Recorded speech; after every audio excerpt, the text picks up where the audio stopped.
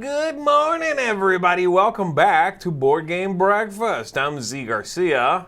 I'm Sam Healy. Welcome back. And you are awake. It's a brand new day. Good morning, board gamer. If you don't like bacon, that's okay, that's okay. Bacon is not overrated, by the way. Just please do not hate.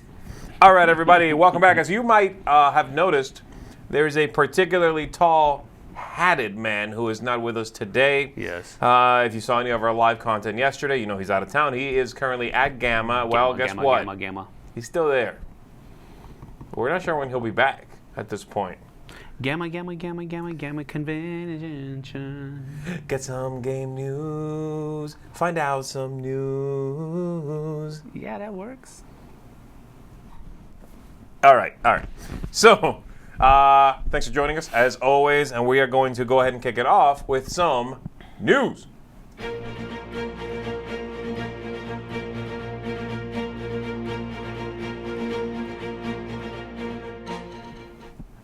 All right, here we go. So we've got some news for the day.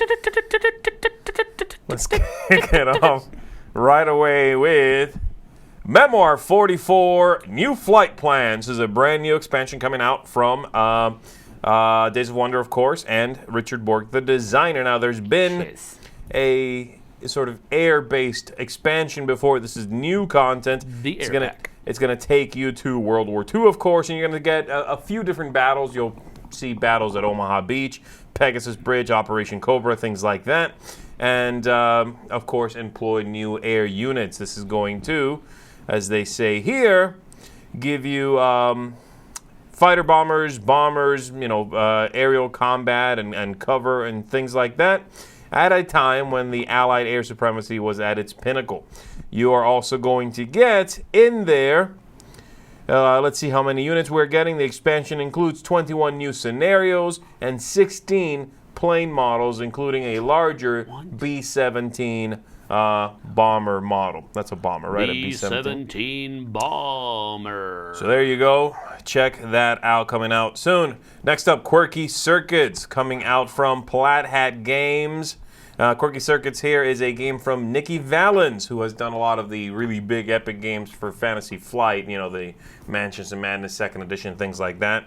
Nikki Valens no longer works at Fantasy Flight, and as a freelance then, this is one of the designs.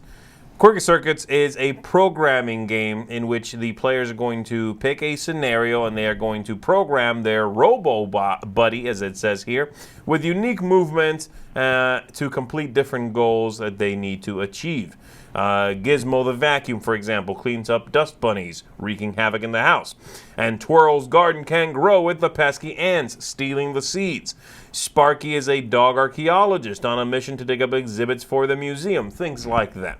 And so as you can see here, there's going to be a flip book with different missions and then some programming that the players are going to be doing in order to achieve that. It sounds like it's sort of, it almost sounds to me like a bridge between those puzzle things that Think Fun, I think, puts out, in which you organize sort of things and then flip and go to the next puzzle and do that, and a game. That's kind of what this looks like to me. I'm curious to see. I think Nikki Valens is a really fantastic designer, so I'm curious. Is it cooperative? I can't quite figure that out. It sure sounds like it to me. Let's see. It seems so. 2 to 4 players help program a robo-buddy to complete a task before its battery runs out. So it sounds like it. Looking at a track record, the other Nikki Valens games, I think all are. Because that's Dragonholt, Arkham Horror 3rd Edition, Mansions of Madness 2nd Edition. Those are all cooperative. So I would assume this is as well a much smaller design, of course. Moving on, we've got Hex Roller coming out from Renegade Game Studios, partnering with Frosted Games. And this is their first roll and write, Hex Roller. Now, the designer here is very interesting. This is from the same designer as Nations, and Nations, the dice game, a big game. Nations definitely is. This one's going to have groupings of hexes in which you are going to be rolling dice. You are going to be writing in those numbers, and you basically want to have, it seems like, chains of numbers. But you got to start at the lowest, which is 3. The dice are irregular. They're 6-sided, but irregular, so they start at 3. Seems like they go up to 8. You are attempting to, of course, get the highest score by writing in, and you need to fill in the entire group of hexes of a single color, or, you know, do as best as you can in that area. To score that number of points. To score a number of victory points, right. It's for 1 to 8 players, ages 8 and up. Plays in about 20 minutes, it sounds like, and it's going to include those 8 dice you see there and a pad of paper. I think Eric will love the cover of this. I agree, and if you don't know what we're talking about, stay tuned for our live top 5 that came out of Dice Tower West, or in front of a live audience anyway, and you'll see what we mean by that. But let's just say some shade was thrown, as the kids say, right, Sam? Yes, that is correct. By Mr. Eric Summerer. Throwing shade. So there you go. Moving on to some news from Warhammer World. Warhammer Underworld's Dreadfane is going to be a new system, or a new release rather, in the system, which seems to be targeted as a streamlined sort of introductory product into the Underworld's line of games. It's a streamlined version of the game. It's going to feature some hazards like falling meteors. It's going to have beams of magical energy, other events like that to disrupt what's going on. And it's going to include 2 warbands, which are initially going to be exclusive to this set, but they will be available separately in the future. So if you're looking for a good place to jump into it, this is going to be a good spot for that. And then you can, of course, get the other sets, which Sam's a big fan of. What do you think about this, Sam? Are you excited about something like this? Well, I haven't. This is the first I've heard of it. This is part of it. You know, it's news to me as well. But the statement that you made that it's new to the system, I'm wondering. Well, they're treating it as a streamlined version of the game, and I think it's meant to be a jumping on point. And then once you've done that, you can get the original Dreadmire, I think it is, and the second one. What was that called? Shadowfang. Nightfall. That's it. Why not? Shadespire was the first one. Nightfall. And now Dirty Dreadfane. Dreadfane. Yeah. Aqua Dust. Echo Blast. Echo Mail. No, I mean, just looking at the picture on Warhammer Community, it doesn't look like it has any differences. I guess the streamlining must be in the actual rule sets. They must have omitted some stuff, but it looks like the other sets. Well, the game is fairly simple anyway. It's really but simple. Again, if it is something that that's you what's find, got me confused. If you got, if it is still intimidating, then stay tuned for this one, and you can jump onto the system there. If you like it, get some more later on. It says each has their own cards and fighters, and once you've mastered Dreadfane, you can be taken into the main game. So there you go. That's interesting. I'm curious now as to what they've omitted.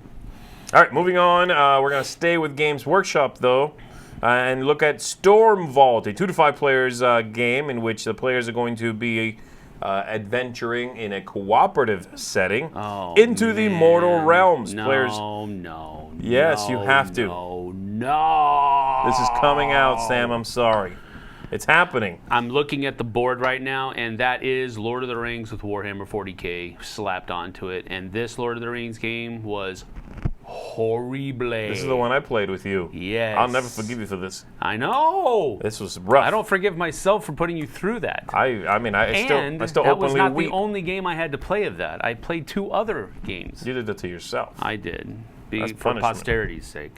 But yeah, I'm looking at the board on Warhammer, and again, this is the first I've heard of it, but looking at the board and the setup that is there, this is the Lord of the Rings setup. This is the Lord of the Rings game that they came out with From them, a little yes. while ago that I think was exclusive to Barnes & Noble. I I believe so. And oh my goodness, this was not a good game. It's a very random game. It's a random fest. So this one's going to have hidden treasures to find, monsters in need of slaying. It does say Storm Vault features optional difficulty levels and random events. Probably a lot of random events. No. I could be wrong. This is not what I think it is. Take it from us. You heard it here first. Sam Healy guarantees you this game is random. No.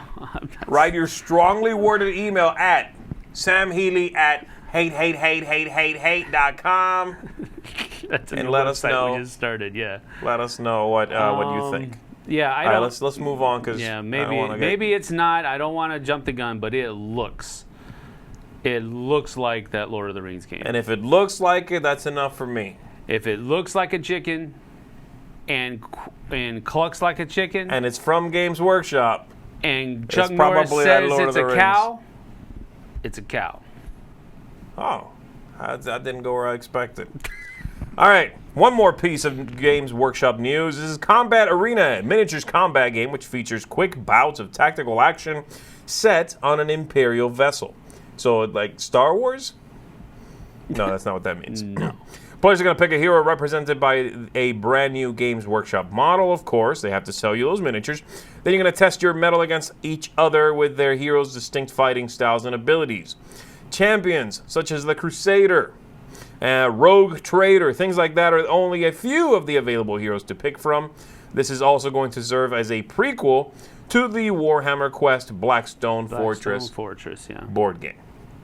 So there you go, Combat Arena coming out later on from Games Workshop. Moving on to Thunderworks Games. Thunderworks Games is very well known for Role Player. Role Player is a fantastic game from 2016, and it is a dice placement game in which you are supposed to be rolling up a character for a role-playing session.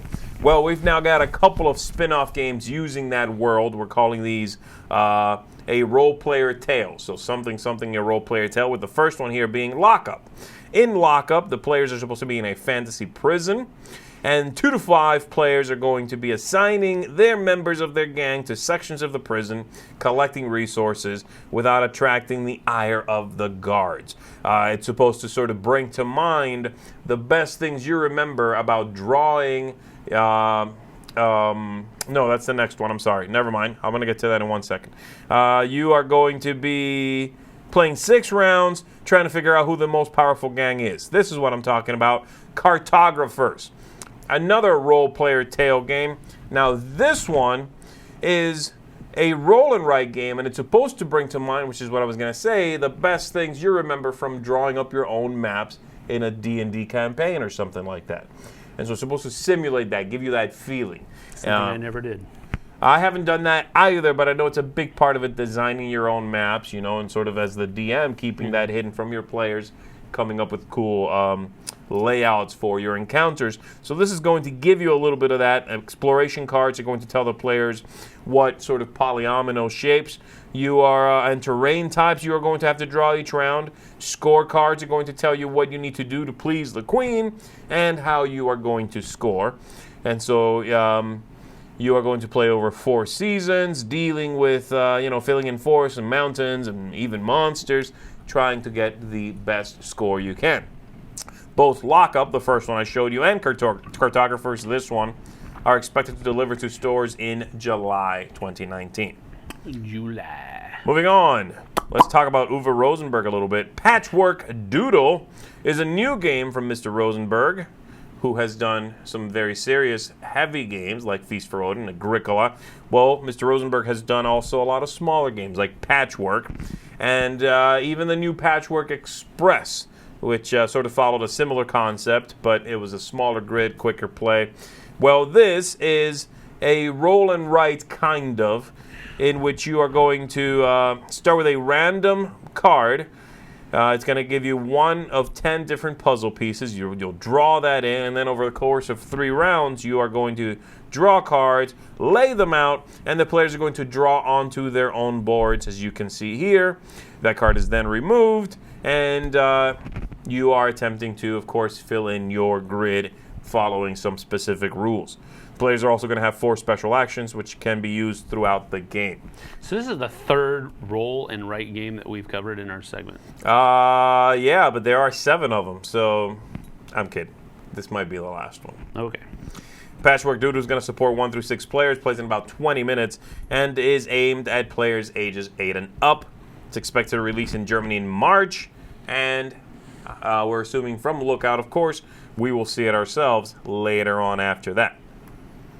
Unmatched Battle of Legends. This is a new game from Restoration Games, and this is what they do is sort of bring back older games and sort of polish them up again, put them back out. Well, this doesn't look like anything we've known from the past, but that is because it's a game you do know, or at least it's based on one, but it's got a very different IP. This is a restoration of Star Wars Epic Duels. That game became the basis for Heroescape, and this is using that system with, of course, a brand new theme, a very captivating theme in which you are taking different characters from legend or, history and pitting them against one another. This is going to be together in collaboration with Mondo Games. They are the publishers behind, for example, The Thing, Infection, and Outpost 31. Okay. They're going to be bringing their extended partnerships to bear here. Unmatched, as it says here, pits 2 to 4 players against each other, each with their own role, their own hero that they are going to be taking over for. Each hero is represented by a unique ability and a custom deck of action cards. Each one's going to come with double-sided boards for different battlefields. So the first 2 sets, Volume 1 and the Robin Hood versus Bigfoot set.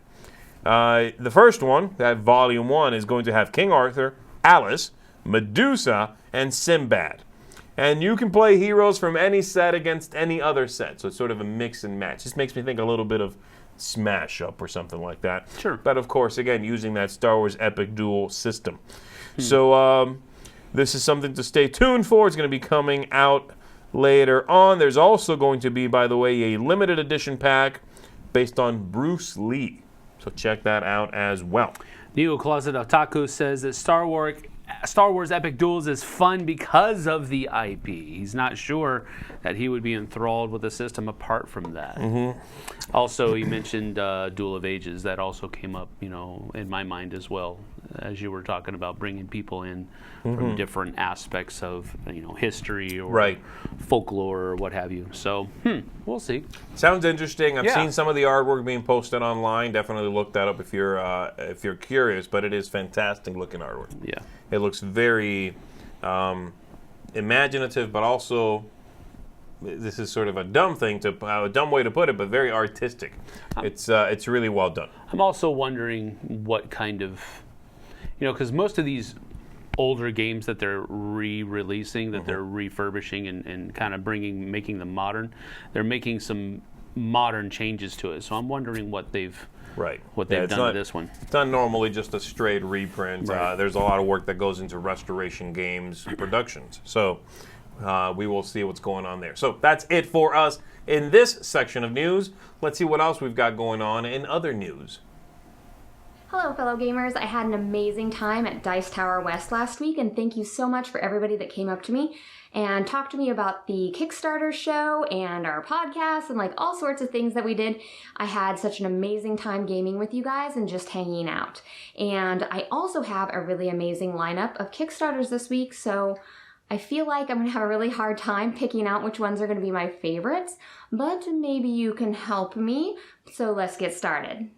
Featured this week, we have Paladins of the West Kingdom by Garpale Games. This is for 1 to 4 nobles looking to strong-arm the countryside by enlisting paladins and commissioning monks to spread their faith, strengthen their influence, and fortify the countryside in this worker placement game that lasts for about 90 to 120 minutes, as players will be feasting on a point salad and doing a bit of deck management at the cost of $53.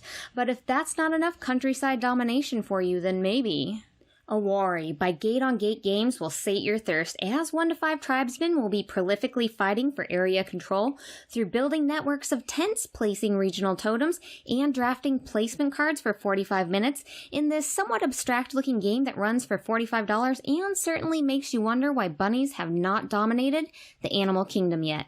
Now, speaking of abstract games built around flourishing wildlife, we have Thrive by Adam's Apple Games, which is for 2 lotus lovers bent on pond supremacy by engineering the perfect death flowers. Players will place pegs expanding their lotus's movement abilities and then scuttle across the pond to destroy their opponent's dreams of success. 1 flower at a time for 20 to 30 minutes in this game that behaves much like chess but with engine building and cheaty movement sheets on every piece. A pledge for this game runs $35. And lastly, we have a little meta, Roll and Write by Perplex. That's for 2 to 5 game designers looking to roll, write, and erase for 20 to 30 minutes in this pattern building dice game that challenges players to create synergy in what they're placing while also balancing the erasing portion of the game that gives players special actions to remove things they might need to form their boards.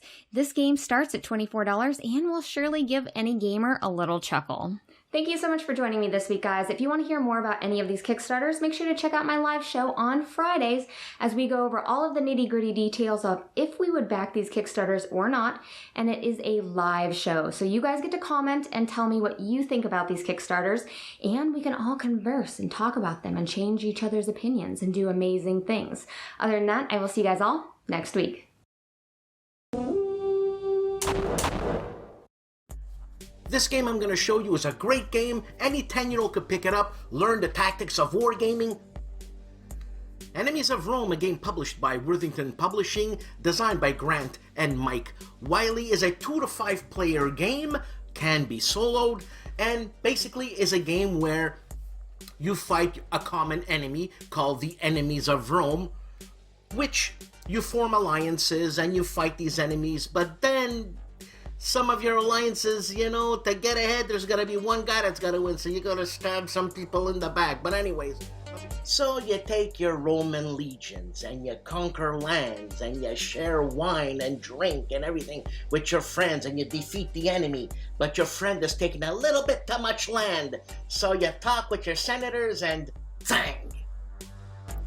So here's the map for Enemies of Rome, where you have Greece, Turkey, a little bit of the Middle East, and there you have Italy coming there with Sardinia. And this is an area-to-area map where you will have your legions placed at the beginning of the game in a certain way. The rulebook, which is 8 pages long, shows you an example of setup. This is an easy game. Don't be deterred by the 8-page rulebook. There's many examples, and the font is really big.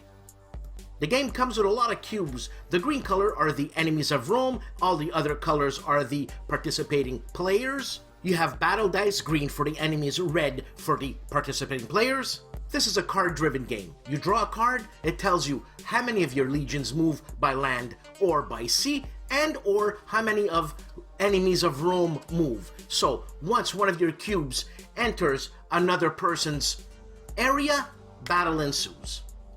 Battle is easy. You move into an enemy area where he has 4 cubes, you come in with your 2 cubes, he rolls 4 dice, you roll 2, for every hit you remove a cube. You shouldn't have done it. What kind of a general are you?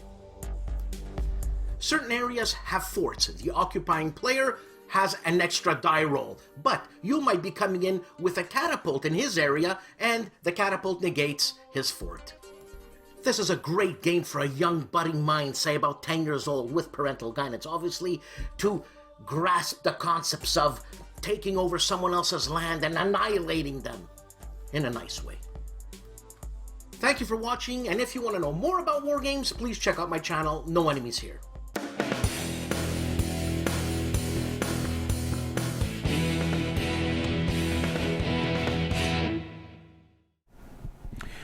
Well, hey folks, welcome back to another Gamer Stereotypes segment. As you can see up on the board, we are talking about hostage takers. What are we calling the hostage taker? A hostage taker there's a couple of ways you can look at him. First of all, he could be that guy That I know that when guy. you show up to your game meet that's supposed to start at 6 o'clock, he's there at 5:30. His game's already set up, and he's waiting for people to walk in the door and say, come on over. Gotcha. Play my game. I'll play my game of... Wait. No. I'll play your game if you play mine first. That guy. That whole idea. Got it. This guy's, yeah. He's holding you hostage to play his game with him. He kind of feels like a host almost. Right, but like Or at a least public he event. puts himself on as the host. Okay. And he's like, or she, and they're trying to get you to play their game, and they're very, maybe, what do you call it, selfish? About they're there what with an game agenda, they want right? to I mean, play. that's the they thing. have an agenda, right? It's not just an agenda of I'm going to get games played tonight or whatever the case may be. It's the agenda of I'm going to get this game played tonight or else. You're not playing my game. I'm packing this up. I'm probably going home. That's like the extreme bad hostage taker, right? And it's sort of a degree of severity in there. But the worst I've seen it is probably that idea of I brought this game. I'm setting it up. You're in it. Yeah. You're not. I'm not playing yours. I'm going to pack my game. I'm going to take my ball and go home.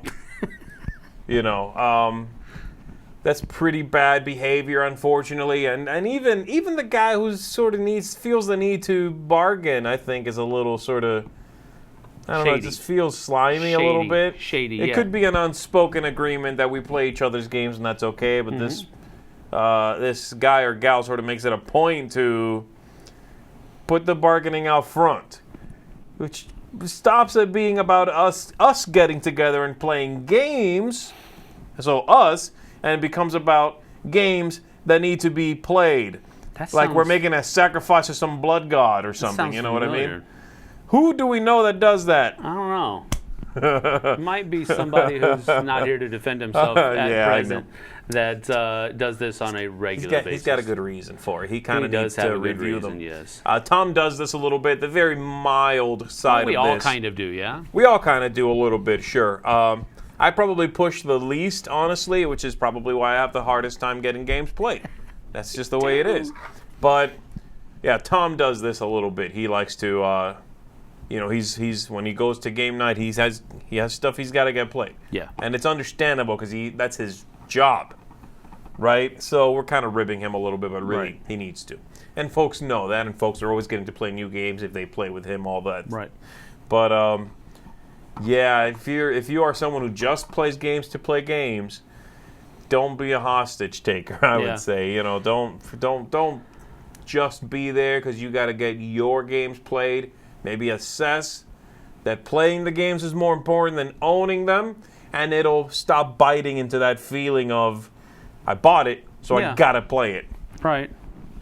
Benjamin Chernick says, sometimes I feel like this, since I'm the only one in the group that buys games, I kind of have to. Well, at that point, you're providing the games. That's the reason you're coming together. That's okay, I think. It's more of a problem when everyone is, what this industry targets, those people who really buy up a lot of stuff. And then that personality going head to head, that's wild. Bring the popcorn for that. Bring the popcorn. Well, I mean, this doesn't have to be... I mean, for example, in Tom's case, and I know that for a fact there are people in our game group that love the fact that Tom always brings new games. Absolutely. Because they want to play the new games, and it helps them kind of make better purchases. Because they know they can wait to play it with Tom, and then they can make the decision on whether they're going to purchase it. So there's good and bad to this. I guess we're kind of focusing a little bit more on the bad aspect of it, where there's a little bit of social ineptitude going on there, where I want to play this game and I don't care what everybody else wants to play. Right. And so I'm going to get people to play this game. And if I don't get people to play this game, like you said earlier, I'm just going to pack up and go. Right. That's the hostage taker. That's the real bad sort of personality that comes with that. Yeah. I bet a lot of people out there have encountered this sort of thing. Another thing here, Gator Dave says, I think it varies if it's an open game night or a private game night. So I think that being that way, he can maybe invite people over and make it a social event almost. Especially if you let people know ahead of time what it is you're playing. Yeah, like we're going to have a Fury of Dracula night or something like that, Right. and so we're going to play Fury of Dracula. If you're interested in that, come on over. I'll have snacks and if you can bring drinks or whatever, that's different. That's a completely different We're scenario. talking largely about open spaces here. Speaking of that, I will plug my own show coming out this Sunday, though. Talking Tower happens to be dealing with how to host game night this week. So if you want to dive into the part that we're purposely ignoring here, check that out. Yes. Because it's on fire. That's on fire. All right, so there you go, hostage taker. Sam, thank you. We are going to go ahead and check out some more contributors now.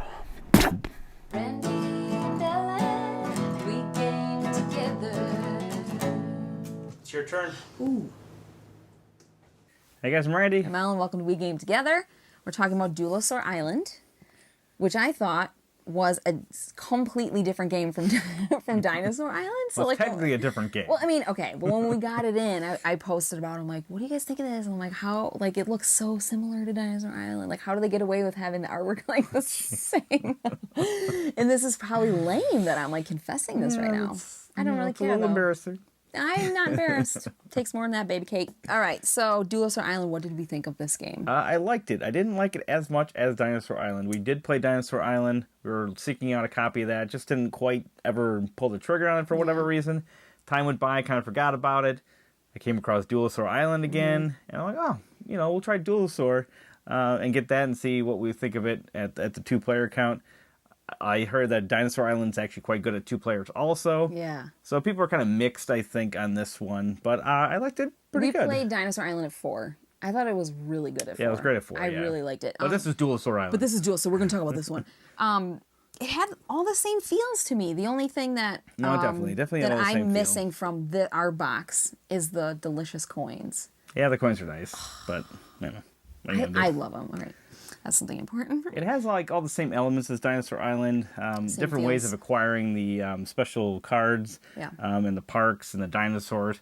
I would definitely give the nod to Dinosaur Island, but this is a good 2-player version of it. It is a little bit quicker, which is kind of nice depending on what the situation is. So I think it's definitely worth a look. Yeah, But sure. if you're gonna get one or the other, I would recommend Dinosaur. I think so. This one's gonna sit pretty in our collection for a while. Maybe we'll play it. Yeah, we'll play it. We'll play it. It's good. It is good. I like it. Ish. This is so unconvincing. Like, Get Dinosaur Island. this one's all right. And the picture of the day. Bye, guys. Bye.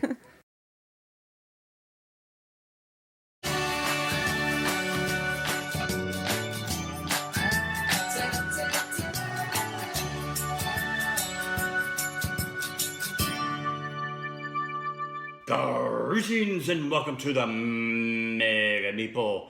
What do you do when you have a game night? I have a game night of hate, and we have the entire game set up, but the people who say that they are coming, all of a sudden at the last minute something happens, somebody's cat dies or something happens out of everybody's control that they're just not able to make it. So what do? You have this game all set up, ready to go. What do you do? And I do love solo games, and there are a lot of cooperative games that I play solo. I just play like 3 or 4 different characters all at once, and that's a good solo experience. But what do you do with a game like Hate, where it's definitely not cooperative? One of the things that I do is I'll play the game by myself. Not so I could learn the game, I've already done that. But at the very least, I'll be able to come up with different strategies and what tribes I would like to play. So when my friends do come over and I have a good complement of players to play something like this, I know beforehand exactly what tribe I want to play and what strategy I'm going to use to win. Huh? See? Yeah. So, my question out to you. Do you ever play solo games but include competitive games as part of your solo play? Do you still get as much enjoyment out of it? Sound off in the comments down below, and let me know what you think. And if you want to find out more about the Mega People, just go to the website. All the information is there, blah, blah, blah, yada, yada, yada, yeah, whatever. You know what to do. And thank you so much, and I will see you next time.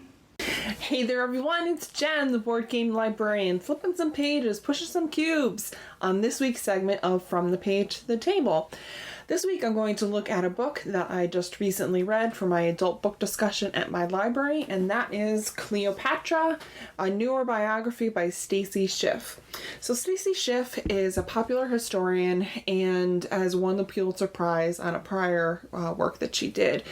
In here, she takes Cleopatra, who is very much an enigma to many people and has been not portrayed amazingly by the likes of William Shakespeare and Liz Taylor. In this book, she demystifies a lot of her and really puts Cleopatra as a powerful queen in her time and how revolutionary she was and really just amazing in terms of all the things that she did for Egypt and besides the military relationships that she had with Caesar and Mark Antony. I picked the new version of Sid Meier's Civilization, A New Dawn to go with this. 2 to 4 players, Fantasy Flight Games. So in Civilization, A New Dawn, Cleopatra is a playable character. And what's interesting is looking at her character sheet, again, it really does a lot of that demystifying that has happened over the centuries about her. Her special powers are really cool, and it also makes her a very interesting character in the game as well in terms of her abilities. And a lot of what her time did in her reign or in Egypt was kind of building and expanding outwards, really building up the arts and architecture, working on that very famous library, which we all know what happened to that. And I really love the gameplay on this. It's a wonderful Civilization game and not too long either. That's all for this week. Happy breakfast, everyone. My name's Andy and welcome to Portable Gaming, the show about games that are fun to play in pubs and cafes. So today I'm going to show you a game that's surprisingly fun for being pretty miserable, and that is the game of Gloom. Particularly the version I'm showing you today is Gloom in Space, but other flavours are available. So in Gloom, you and other players will control a small group of people, and your aim is to make them as miserable as humanly possible before eventually killing them off. Sounds pretty morbid, but it's surprisingly good fun. The card is played with these. These are your family members, and your aim is to play modifiers, like this card, onto your card. As you can see, because they are clear, you can see through to see who it was you originally played it on, and all the icons. Meaning if you were to play additional ones on top, anything you can see counts. Once your character has the lowest possible score, with the highest amount of negative modifiers, you'll play what they call an untimely death card on them, to try and kill them off. I'm running through a lot of rules here, there's a lot of stuff going on. One of the key things though, is that you can also play cards with a kind of take that element that will allow you to remove cards from opponents or place positive scores on them to cover up their negative scores to make them less valuable before they kill them off or potentially bring them back to life. And that's where this gets fun. The cards have a lot of humour in them, a lot of flavour text, and if you're playing with the right people, it encourages you to kind of talk through the stories, make it big and bombastic, and that is great fun. And even when the humour kind of runs off, the tactical card play is quite clever. There's those cards that allow you to do special abilities and events, and that's fun. And it's a portable game, it fits all nicely in a standard deck box, and these cards are great. With them being clear, plastic, they are nice, they're waterproof, and they play very well. They shuffle a bit erratically sometimes, but they're a lot of fun. I've really enjoyed it. There's different flavours available, and I'd highly recommend it. So that is Gloom, or particularly in Space. Anyway, thanks very much for listening. My name's Andy, and see you around.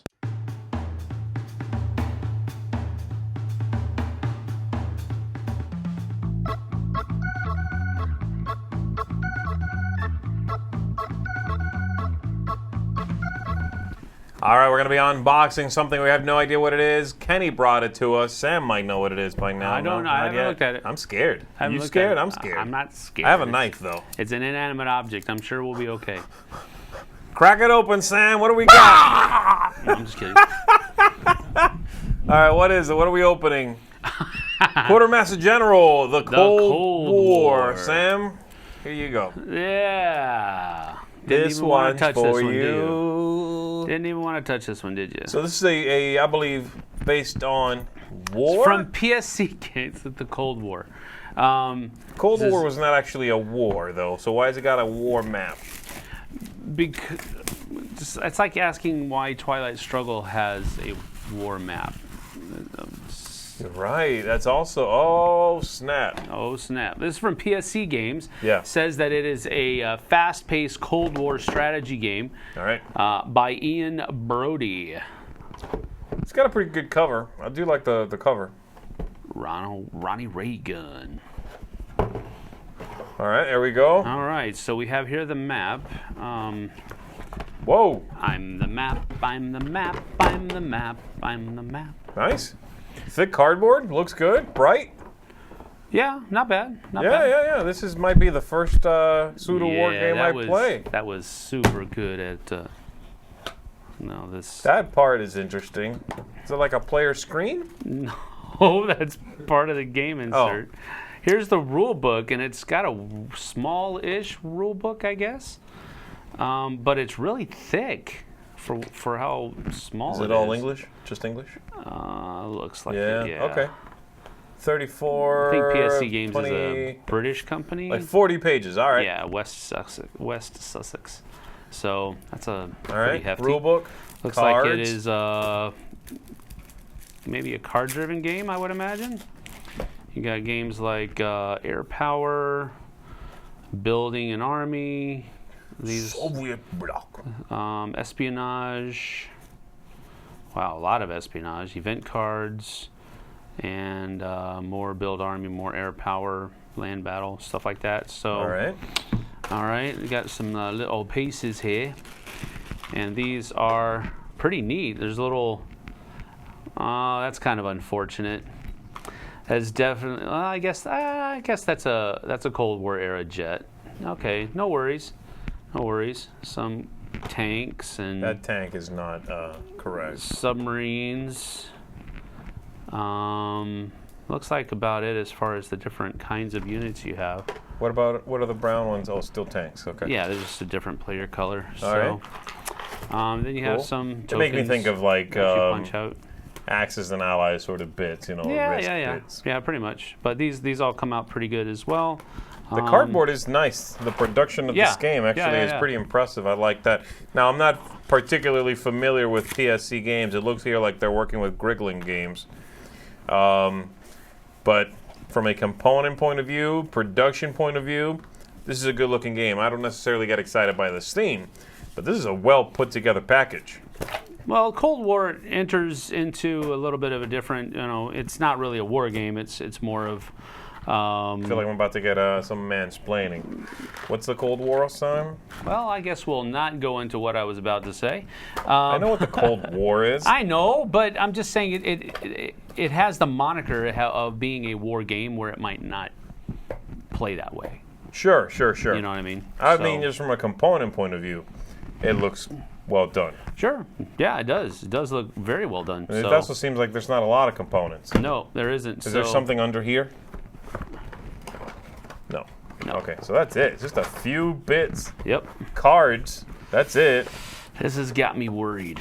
The rule book is really long. Yeah. It looks like there's a lot of stuff in here. So I don't know. That's just at first glance, though. Well, I'll tell you what. We've got a few more contributors. Why don't you read it real quick while they're going, and then you can teach it to me right after. Tempting, but no. All right, there we go. That is Quartermaster General, the Cold War. Looks good. Stay tuned for more coverage on that, and let's check out some more contributors. Yeah. Hi, we're Board Game Opinions. My name's Jonathan. I'm Steve. I'm Nathan. I'm Amy. And this is Speed Quiz. I'm the quizmaster this time. Steve's having a little bit of a break. And this is where they have to try and guess as many answers to a certain topic as possible within the time limit. You get, I'll tell you what the topic is actually today. It's versions of Timeline. Timeline's a very popular game where you're playing out cards, you have to put them in the right order in the middle. They have to name different versions of Timeline. I give them a couple of minutes to think about it first. You get 2 points if you can name a version of Timeline that I've not played, or 1 point if it's a version that I've played. Happy? Yeah. All right, I'm going to score on the phone here. Off you go. Timeline Inventions. Yes. Pass. Timeline Science. No. Music and Cinema. Yes. Nature. That's 2 points, actually. Nature, no, sorry. British history. Yes, that is 1 point. Star Wars. I need a little bit more than that. There's more than one version of Star Wars. The trilogy. I'm not going to give you that one, Nathan. Star Wars, the original trilogy. Yes, episodes 4, 5 and 6, that is one. I'll give you that. for 1 point. Amy. History. I need a bit more than that. There's a standard history version. Not according to Board Game Geek, which is where I get them all from. Steve, we'll go to you. General interest. No. Star Wars episodes 1, 2 and 3. Yes, that's 2 points because I've not played that one. Yes. Have we said music and cinema? No, we haven't. So that is 2 points Yes, because I said it. Oh, did you say that? Yeah, I said it. Oh, sorry. Sorry, yes, you did. There's another one that's very similar. That's one. American history. Yes, that's 2 points. Yeah. For Steve. Films and TV. Not quite. Music and theatre. No. No, okay. All right, I'm going to call time there. Gosh, I got confused. Whew, it's tricky, wasn't it? All right, I'll give you a minute to toss up the scores and then we'll see how they did. All right, the scores are in, and surprisingly enough, Steve got 5 points. Nathan's on 3 and Amy's on 1. I think Amy owns more copies of Timeline than any of us. But some disagreement about the names. Now, other things you could have had, there was American history, I think you mentioned, didn't it? There's Americana as well. There's British history, Canada history, Cannes and cinema. There's a challenge, there's a classic one, Czech history, discoveries, diversity, French history, historical events, which is like just the standard one. Inventions, Korean history, music and cinema, you got this Polish history, Quebec history, there's so many history ones, Russian history, and you got the Star Wars ones. So, did you get any of those that they didn't get? There's quite a few that you could have got. Alright, thanks very much for watching. We'll see you next time. Bye. Two brothers set loose in a thrift store. This is Thrift Store Throwbacks. What's up? Yeah, I really don't know how to say this better, but you're bankrupt. This full money? No, you have no more money. Like, there's $0 left. So if we can get some sort of debt consolidation plan, I think that's going to be good for you. Tea! Like Earl Grey or something to... What do you need something to drink? But no, I'm calling for a T. T's in every single word. So I got a T. T! It's worth at least $600. I know how this works. How is the letter T worth $600? This is unfortunate. Ever heard of it? Okay. Yeah, TN. Yeah, there's a game show. Are you saying that you want to go on Wheel of Fortune to get out of your financial troubles? Yeah, that's how everyone gets out of debt, okay? You blow all your money, you go on a Wheel of Fortune, get it all back, you blow it again. Look at this. What was that? The scary head again? This right here? Oh, this is called art. You ever heard of it? Yeah, I bought this from a community college for $10,000. Yeah, art's cool, but we have realistic debt problems. I don't think you should be buying art from anyone right now. Yeah, TN. And the answer is none of it. The fake Canadian province, none of it. It's fake because it's called none of it. It's a joke. It's an inside joke that you wouldn't get because you're not cultured. Pretty sure none of it's a real province. Yeah, I'm starting to see why you got into some financial troubles here.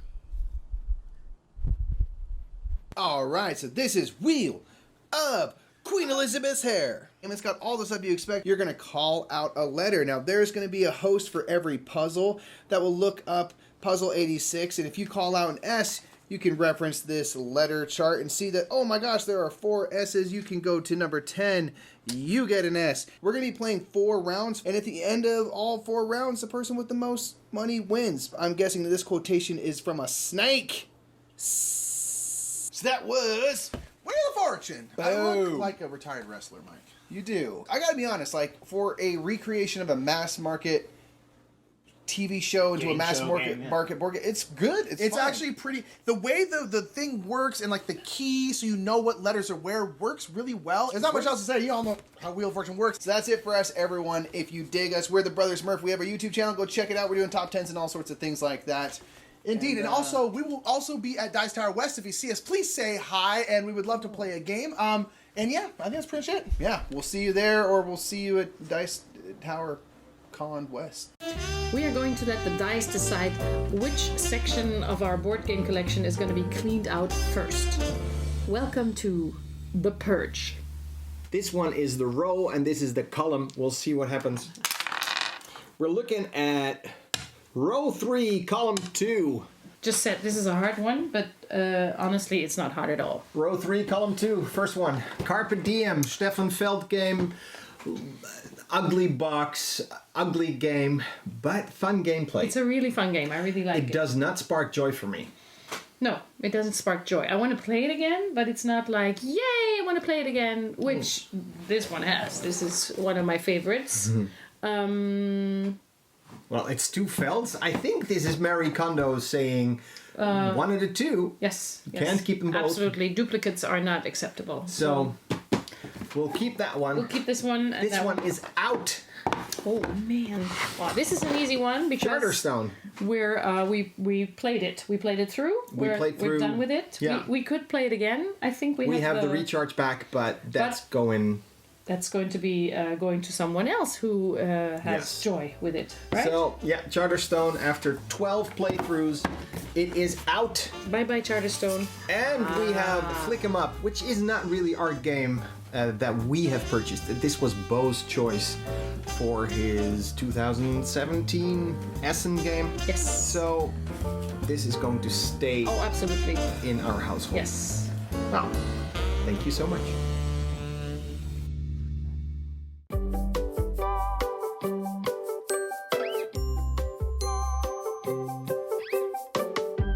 All right. I got my own Zee things. You know what? Zee things sometimes. Hence the smoke. Yeah. What did we say yesterday? We're going to set this place on fire. That's right. On fire! All right. Today what I'm talking about, I'm calling it groupthink. Here's what I'm talking about specifically, though. And there could have been a better word to describe this, but I was out of brain juice at that point. What I'm talking about is especially a Kickstarter issue in which a designer, usually a new designer, usually a brand new company, allows their backers to design their game for them based on whatever they want. And the loudest people have massive influence on what a game turns out to be. I think it's a big issue, and I think it's unfortunate because that person, whoever's creating the game, is just so excited that people are backing the game, that there is passion there, that they roll with it. And you allow whatever your vision was to be twisted by someone who is A, probably not a game designer, but also B, a conglomerate of people who are going to make a camel. Everybody wants to design a piece of your game, and so instead of a horse, you end up with a camel who's got a part that doesn't fit this other part and a hump that doesn't seem to fit the legs. And it's gonna just sort of mess with your product. That's how you end up with a game that is a cooperative game, but also has a competitive mode and a solitaire variant where two other people get to watch you play solitaire. This is not a good idea, and I think it's a dangerous trap to fall into. This idea of groupthink, of allowing backers, just because they're throwing a bunch of money at you, to dictate what you do. Taking feedback is great. Yeah. And I think you should listen to feedback. But you should run all that feedback through numbers. You should filter that out so that one loud person saying, hand size is too big, hand size is too big, hand size is too big, you got to give people only 3 cards. Only 3 cards is really what it should be. Oh, I play tested it with my print and play and it's broken.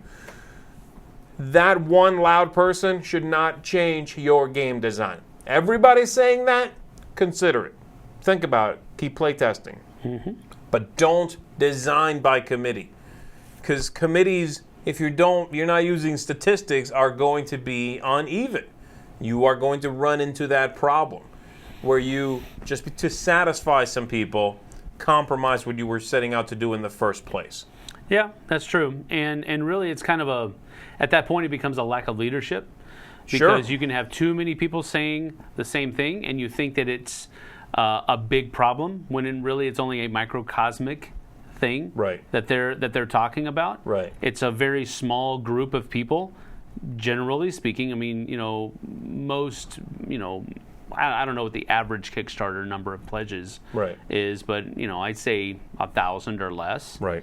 So you're really talking about a small group of people when you're doing that. And so if you have a lot of people in that small group, you might think it's a big deal. Right, exactly. But it might not be.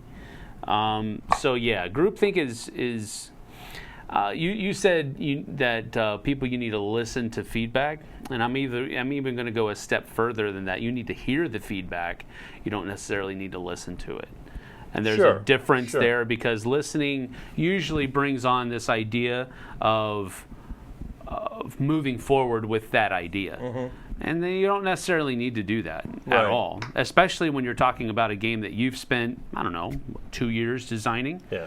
And you're going to bring it up to somebody with just a couple of weeks or a couple of days or maybe just a month and have them give you ideas. Come on. I think ideas are fine, again, but you cannot compromise something you feel is solid because someone is telling you that you should change it, but also, and this is the trap ultimately, because they are giving you money. And you are a first-time designer, your confidence isn't quite there yet. You gotta stick with your plan. If you had a vision, feel empowered enough to change it if you think it needs to be, but don't allow it to be changed for you because someone is louder than you and giving you money. That's the trick. That's what you got to think about. So there you go. That is what I'm calling groupthink there. Let me know what you think about that in the comments below. Does anybody have anything they're saying? Yeah, there's a couple, and don't want to put you on the spot. Go ahead, Is there hit a me. good example of groupthink affecting a game mechanism that made you want to talk about this? I think it's more of a trend that I'm noticing. I can't really point at any one game. It's like I said, this idea of we designed this game. It plays 2 to 4 people. It's a competitive game. Hits Kickstarter. And suddenly, that designer and their development group are scrambling to come up with a solitaire mode. They're scrambling to add the 5th and 6th player expansion when you know you tried that already, and it wasn't very good. That's why you scrapped it in the first place. It's back in now. Oh, I'll try it again. Maybe I can make it work now because people are giving me money and they want that. If it didn't work, it's all right. Your game can be 2 to 4 people. And no, you don't need a solitaire version. That one guy has other solitaire games they can play. That's more what I'm talking about, you know. And then they start suggesting things, you know, and that's where you get into trouble. Bryce Journey says that if he sees a project that is soliciting rules or variants, it indicates an amateurish creator and an unfinished game. I agree with that 100%. 100%. That's something to watch out for, you know. Another thing I think is a red flag, actually, I have seen this in some games, but I'm not going to tell you which ones I've seen it in, is a game that seemed like it had more variants than actual rules. You would get to the back 2 pages, and it was 6 different variants on how to play the game. You need to pick the one you like. You, as the designer, need to figure out what your game's supposed to be. I don't mind a variant or 2. This one makes the game lighter or simpler. This one gives you a few more choices. I'm good with that. Yeah. But I don't need 6 ways to play the same game. You got to figure out what is the best way to play your game and sell me that one. That's another issue with this. It's sort of like, you know, y'all came up with things, but you don't want to hurt anybody's feelings, so it all stays. It's all in the rule book, you know. Anything else? Well, one of the things I was thinking about is this idea of when I read a rule book, and the rule book says, usually it's at the very end, where it's like, you know, and make up your own rules and do this, and you can do this and make your own house rule to do that. And I'm like, you guys didn't really finish making the rules for this game. You want my help in making this game playable. Right. And no. I really don't like that. That's a major turnoff for me in a game, actually. Any game that says when you hit a situation like this or that, make up your make the group figure it out. I know some people don't care about that. It's sort of a role playing mentality. I'm okay with that if that's your thing. It really bothers me. I paid you for a finished game. Yeah. Don't make me guess. True. You know, I need to know how this rule plays out. I don't want to have to pick one and move on. No, I'm playing a game. This isn't work. You know what I mean? I'm not doing it because I'm like, well, you know, which tile pattern you want to go with. I want to pick one and move on. I'm playing a game. Finish it. Finish those rules. I don't want to have to guess. Some people are saying that, it's okay. They're talking about, where is it? I think it's not okay. No. Whatever you were going to say, I disagree, and you, sir or madam, sicken me. They're talking about like miniature designs and having likenesses of backers added to the game and stuff like that. That's not really what we're talking about. That's we're not talking it. more No, about no. mechanisms. Talking about game design. Yeah, not, the not actual the design of the aesthetics. game, not the extra stuff that comes along with it. Yeah. So. All right. Yeah. Then we're going to wrap it up then. Again, if you catch this while we're not live, you want to say something, let me know in the comments below. But we are going to sign off, everybody. One final thing I want to mention. We are now in the late pledge stage of our Kickstarter. If you want to help us out, if you enjoy our content and you want to keep us going, then please head over to Kickstarter and you can late pledge there, or there's a link below in the description of the video. Yeah. So, give us a little support there, and we certainly appreciate it. So that's going to be it for us. I hope you've enjoyed your breakfast. I'm Zee Garcia. Sam Healy. See ya on the flip side. Have a good one. Take care, y'all. Thanks for watching Board Game Breakfast. Tune in each week for your daily dose of gaming goodness with Tom Vassell and all the gang. Until next time, I'm Eric Summerer, and you've been watching Board Game Breakfast, a Dice Tower production. Sponsored by Cool Stuff Inc., an amazing place to buy board games. Cool stuff, in stock, at coolstuffinc.com.